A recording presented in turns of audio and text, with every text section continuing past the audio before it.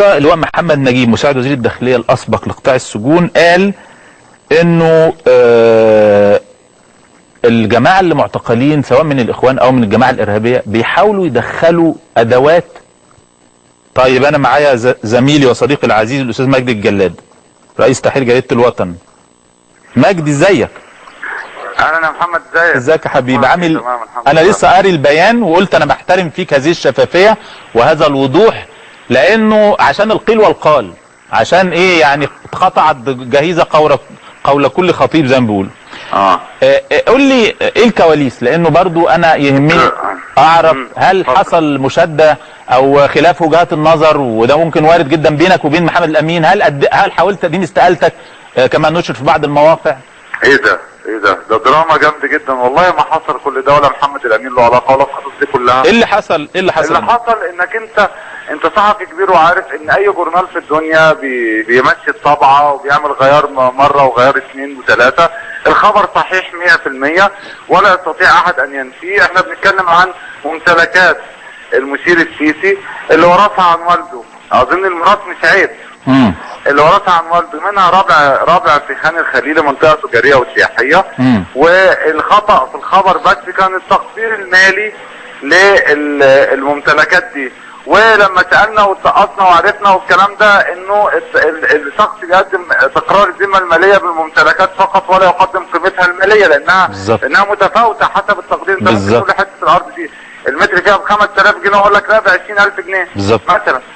فبالتالي كان خطا في صياغه الخبر انه تم كتابه التقييم المالي.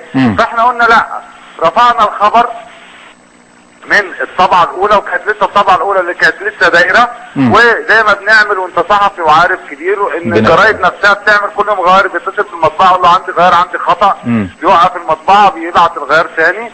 كنا طبعنا حوالي من 18 ل 20000 نسخه، سحبناهم منهم 3 4000 نسخه بس. وانت عارف ان تكاليفهم ما بيزيدوش عن 12 15000 جنيه، مش خساره يعني كبيره بالنسبه لاي مؤسسه صحفيه. وعدنا البتاع وانا كتبت المعلومات تاني والخبر الصحيح في البيان والعدد بتاع بكره. يعني احنا ما حذفناش خبر علشان نخفيه، لا حذفنا خبر عشان ناخد وقتنا في تعديله ونصرناه تاني. تمام، فاهمني؟ انما المعلومات اللي فيه صحيحه 100% ولا ينفيها احد ولم ينفيها احد.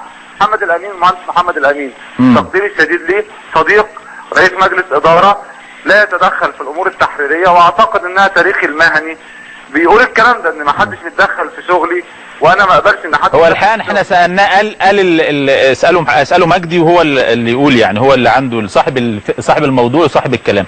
طيب هل الرقم اللي هو 30 مليون اللي اتحذف ده كان تقدير من كاتب الخبر ولا اتقال على لسان قريب السيسي؟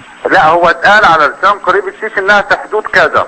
انا بس خدت على اللي كاتب الخبر انه ما دققش الخبر بنفسه هي بكام المتر هناك والكلام ده. فقلت اساسا مفيش اهميه لنصر الرقم بالفلوس، لان زي ما قلت لك دي تقديريه. انت ممكن تشوف عماره تقول لي ب 10 مليون ويجي سمسار يقول لك لا ب 5 مليون. صحيح. وبالتالي لا يعيب صحيح المشير السيسي ان هو وارث عن والده، ده بالعكس هو هيقدم اقرار ذمته الماليه وهيجي في الممتلكات كلها.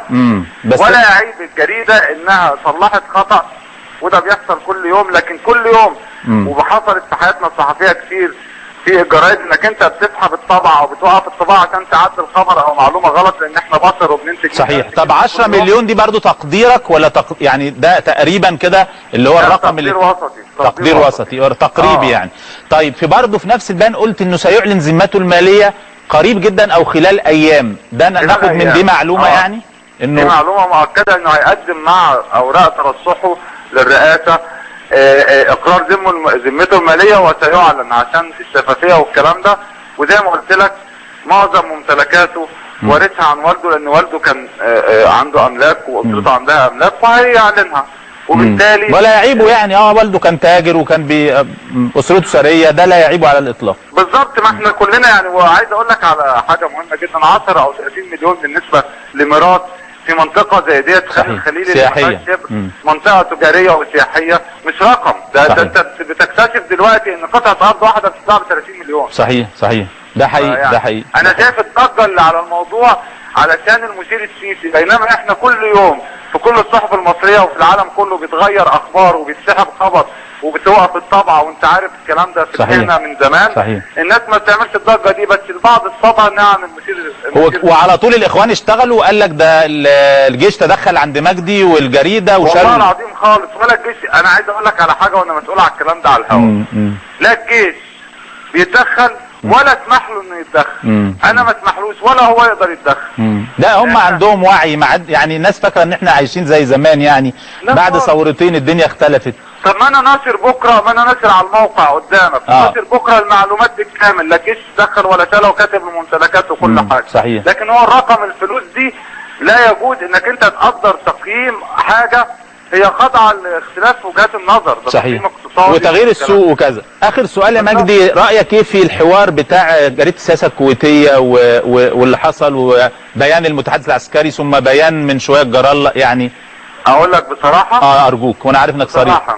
انا اتبع احمد الجرالة، الكاتب الصحفي الكبير، رئيس تحرير، طيب. راجل مخضرم، عميد الصحافه العربيه، عمره ما يعمل حوار مع المشير السيسي ويخطئ فيه. انا مصدق احمد الجرالة. لا مصدق احمد الجرالة، بس واضح ردود الفعل على اعلان ترشح الفريق السيسي المشير السيسي خارج مصر وغضب البعض خلى الجيش يطلع المتحدث العسكري كده دبلوماسيه. المتحدث، بس انا مصدق احمد الجرالة. انا برضه الف شكر جدا، وانا عايزك عندي هنا ارجوك مجدي الجلاد. يا فندم ربنا يعزك، ربنا يخليك يا حبيبي، واحنا زملاء دفعه ربنا يخليك. تاريخ. ربنا شاكر جدا استاذ مجدي الجلاد رئيس تحرير الوطن.